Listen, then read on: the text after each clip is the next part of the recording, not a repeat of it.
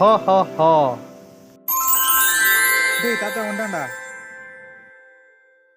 தாத்தா கிஃப்ட்டு. எனக்கு கிஃப்ட்டு. ஹா ஹா ஹா. கேளுங்க குழந்தைகளே. அப்போ என்ன கேட்டாலும் தருவீங்களா? ஹா ஹா ஹா ஹா.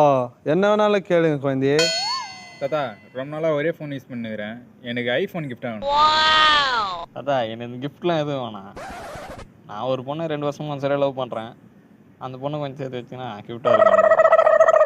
தாத்தா எனக்கு கிஃப்ட் என்ன வேணும்னா, புஷ்பா 2 படம் வந்துச்சுல, அதில்